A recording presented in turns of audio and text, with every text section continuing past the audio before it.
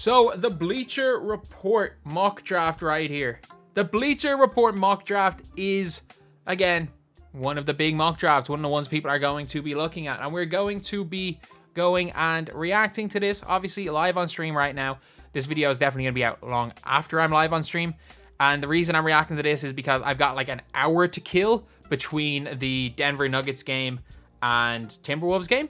And obviously the previous game, which was the Knicks and the Pacers. I've got an hour to kill between those games, and I might as well go and react to some stuff and get some videos ready for tomorrow and the next day and after that. So we're looking right here at the Bleacher Report mock draft, which is after the lottery. So number 1, Alex Sarr. Everyone is going to mock Alex Sarr going number 1.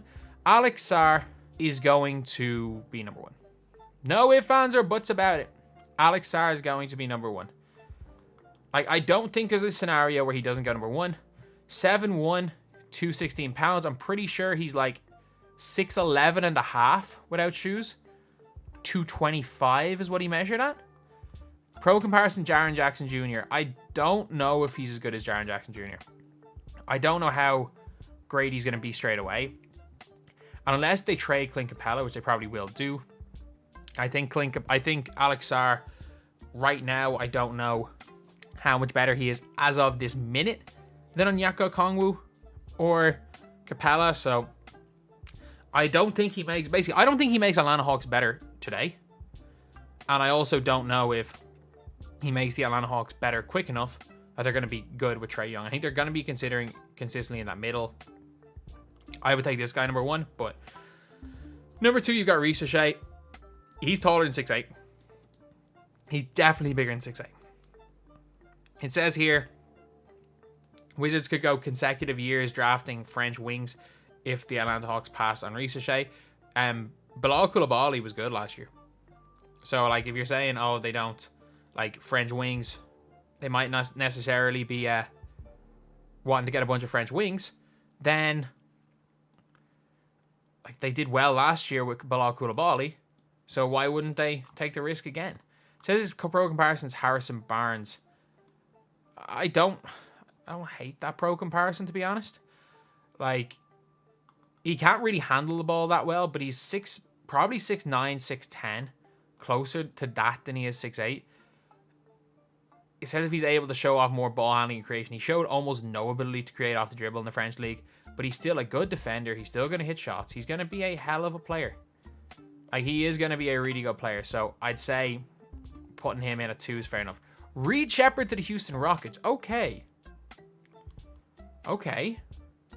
I think he fits. Look, Reed Sheppard will fit wherever, and the Houston Rockets are a good team, so I don't mind this.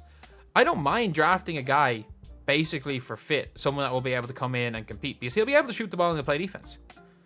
Like, taking Reed Sheppard at 3 is not the worst thing in the world. I think pro comparison Kirk Heinrich, I think Kirk Heinrich's a lot better than what Reed Sheppard's going to be. Like, we can't forget, Kirk Heinrich was literally the starting point guard on Team USA in 06.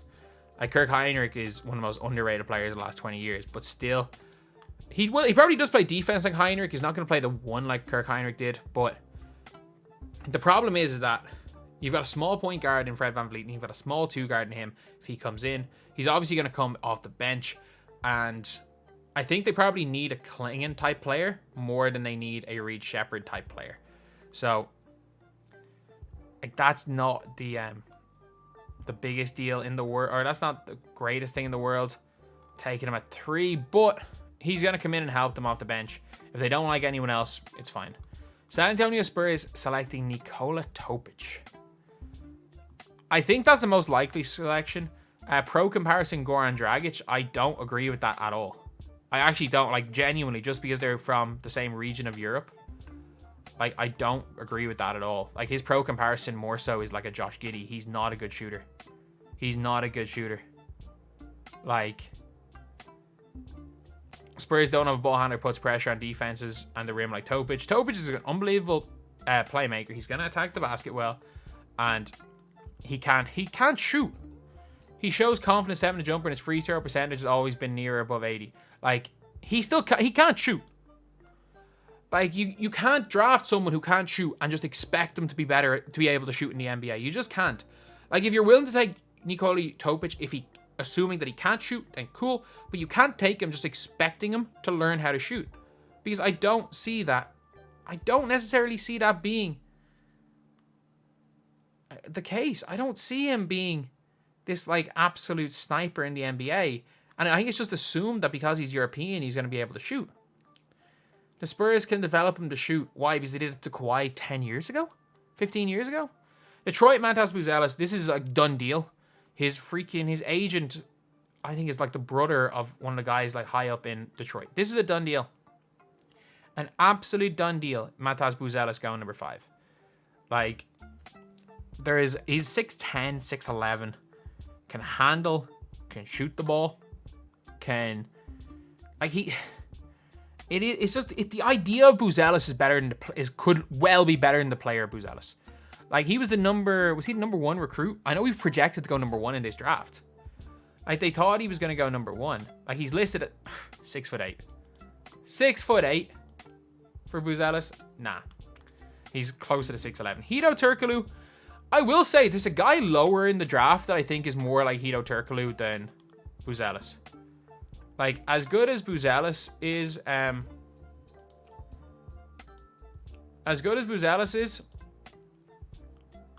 I don't think he's as close as Hedo Turkoglu as Jurisic is. But he is pretty good. Like, he can handle it. He's a wing. He's going to be able to be almost like a secondary or tertiary ball handler. He can create his own shot a bit. And can also take the ball up. There's going to be stages where, like, you might be able to run him at a point guard if you've got, obviously not guarding a point guard offensively, because he was projected as like a 6'10" point guard coming into the Ignite. It was terrible for the Ignite. But he does have not superstar potential, but like really good player potential. Stefan Castle to Charlotte. I think he's actively not working out for Charlotte. He is not working out for Charlotte, so I can't see them taking him here. Pro comparison, Anthony Black. He is better attacking the basket than Anthony Black. Probably a similar level defender. And that's not a bad pro comparison, honestly. He started his career playing like a Josh Hart Swiss Army knife. He's not going to be as good as Josh Hart to start his career. Let's be real. Like, Josh Hart's elite. Like, one of the more underrated players in all of basketball. Like, Josh Hart, I'm telling you, people sleep on this guy. Like, he is genuinely a great, great basketball player. But he played the 1 in high school. He can definitely, like, what he is like a 3 or not even 3 and D. He's like a really good defensive and slashing 2 guard who hopefully learns how to shoot and has the ability to play the point guard at times.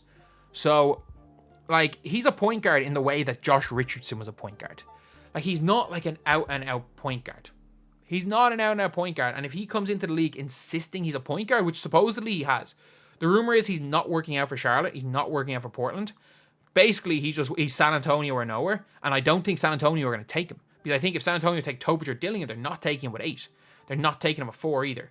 So, I don't know. I have a feeling he's going to Cam Whitmore himself way down. And he's going to Cam Whitmore himself down the draft. I don't see him going 6 if he refuses to work out. Portland Trailblazers taking Donovan Clingan. I don't necessarily like this one. I don't like this because unless they plan on trading DeAndre Ayton, why would you waste your 7th pick on a guy who will not start for you? And I don't think DeAndre Ayton's a bad player. I actually don't. Like, people don't like DeAndre Ayton because they don't like DeAndre Ayton. I think DeAndre Ayton is genuinely like better. He quietly had a good season. With exceptional pick and roll defense and outstanding rim protection. There's a difference between being a good pick and roll defender in college and a good pick and roll defender in the NBA. He gets switched on to some guys, like he's gonna be screwed on the perimeter. He's got great mobility. He didn't show much more mobility than freaking Edey. He's a good fit for Portland's young guards, reliable target for easy baskets. He's coming off the bench. He does look like he can shoot a little bit, but he's coming off the bench. DeAndre Ayton is a much better player than him right now. I don't see them taking him at 7. You see this number 9? If he's at number 9, I think they take him. I think Memphis take him. The Spurs take Rob Dillingham and Topic. I don't see that. I really don't see that. They're likely to consider Dillingham with their first pick, although Topic's 6'6" size could give him the edge in a particular roster. Shot selection defensive concerns allow San Antonio to grab Dillingham with the Raptors pick. He would give the lineup ball handler who shot 47.8% off the catch. Like, I like Dillingham. I like Dillingham. There's no way the Spurs take Rob Dillingham and Nikola Topic. Like, who's still on the board at this stage? Like, Ron Holland. They'll take Ron Holland. Ron Holland's still on the board. Dalton Connect is a shooter. Heck, they might go and trade the pick. They will not take 2 point guards. There's no need to take 2 point guards in this draft. I know they need point guards. There's no need to take 2. Unless they're saying we don't need any other position than point guard. Maybe we take 2 and hope that one of them's good. Dillingham's a good... Like, if Dillingham's there at 8, it is best player available. But, like, unless they plan on sitting Topic for the year or stashing Topic, I don't see why you'd make that decision. Ron Holland at 9 is a good pickup for Memphis. What I think is more likely the case is that Ron Holland goes 7 to Portland and Donovan Clingan is here at 9 to Memphis. I don't see where Ron Holland fits with Memphis, and I also don't see where Donovan Clingan fits with Portland as far as potentially being a starter. Like, Cam Whitmore, he's a much better defender than Cam Whitmore. Not the greatest shooter, but he's quick and will play defense. He's better than Cam, like, not better than Cam Whitmore. He's nothing like Cam Whitmore. But again, he's young. He was not bad in G League. He's better than Buzelis. But again, like, obviously he has dropped a little bit in the draft, so it kind of makes sense with taking him at 9. Will I be streaming Game 7? I will be doing a watch along. Yeah, Dalton Connect at number 10. I think he could very well go to San Antonio. He's 23 now. He's going to be good. Like, he's legitimately going to be good. He fits in. Like, he'll fit in anywhere. Genuinely, Dalton Connect will fit in absolutely anywhere. He'll fit in with Utah. He'll fit in if he drops. He'll fit in with San Antonio. Because he's just going to come in and shoot. He's going to come in and shoot. He can score. He'll be one of my picks for Summer League MVP. But he's the guy that's going to come in. He'll be ready. He'll be ready to play. Cody Williams at number 11. I actually like that pick, but I don't think the Bulls are going to take him. I have a feeling he slips to 12. I think the Thunder are just going to take him. I don't know why, I just think the Thunder are going to take him. I have a feeling that the Bulls go and draft Isaiah Collier. I know they don't need Isaiah Collier, but it's the Chicago Bulls. Chicago Bulls being competent is not something we've seen in the last 10 years. Since the freaking Rose deal, we have not seen any competence out of the Chicago Bulls. I think they're going to go best player available and believe that is Isaiah Collier. Isaiah Collier is somebody that obviously could be better or was expected to be better, but Cody Williams is actually a nice pick. He's 6'8", 6'9", can shoot a little bit. He's going to be a good defender. He's probably not going to be Jaden McDaniels good on defense, but he's good. He is good. And if the Bulls go and get him, it's a smart enough pick. But I actually think he could go. He's probably going to go to the Thunder. Tyler Smith? Like, okay. Why? Just why? Why would the Thunder take Tyler Smith here? Like, just why? Like, I get it, a stretch big, but they don't need another stretch big. Unless he's a shot blocker and dominant, which he's 220 pounds at 6'11", so I doubt that. There's no... taking another player from the Ignite? I just don't see it. I don't see it. He's a project player. I don't see it over to John Salone.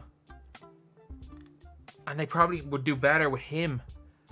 They need that more than they need a wing. But again, they have Ousmane Dieng there. Actually, you know what? Thunder have just too many assets. They can take whoever the hell they want. It doesn't matter. Whoever they just have a feeling on. Whoever works out well for them to take. They have way too many assets. Jared McCain at 13. This is the highest I've seen him mocked.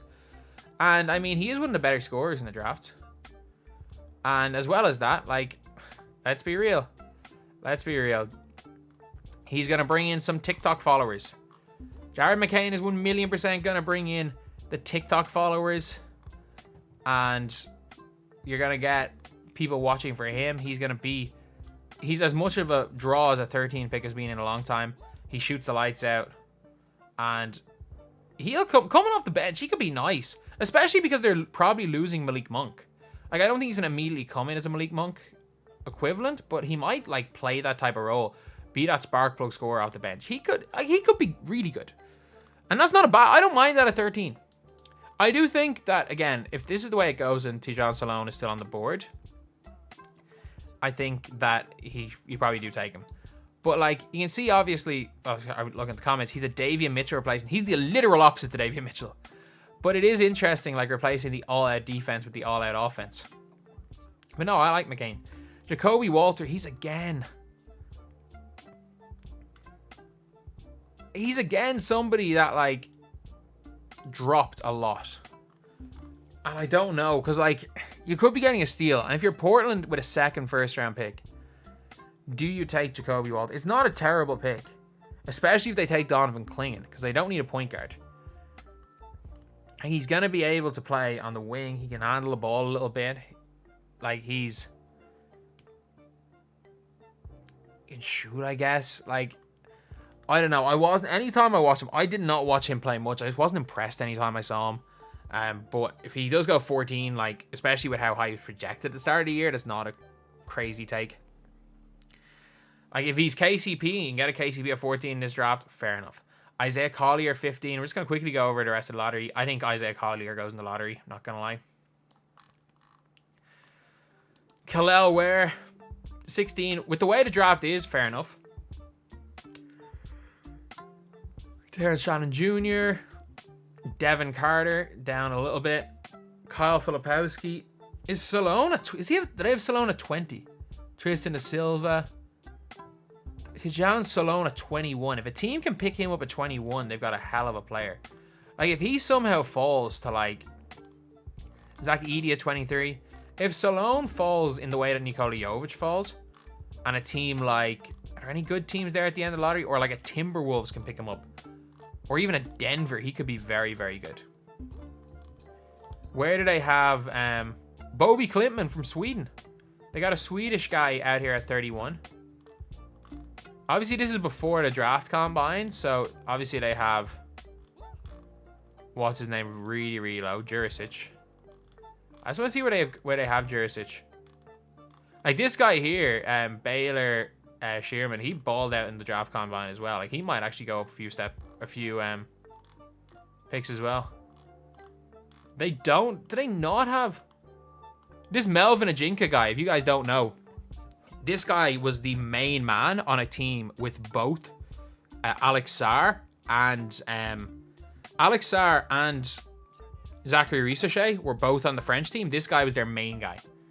He was their main man. Like, which is crazy. Like, I don't think he projects to be as good in the NBA, but he was their main man. Adem Bona is going above. He's going higher than 50. He is 100% going higher than 50. Antonio Reeves. Cam Spencer, 56. Kind of going at the end. Bronny James is also going to go at 55. It's only 58 picks. So no Jurisic from what I can see. Unless I missed him. Which is a bit of a surprise. I think 17 was... What's his name? Yeah, it was Devin Carter. Or was it Devin Carter? No, Terrence Shannon Jr. But yeah, that is the Bleacher Report mock draft.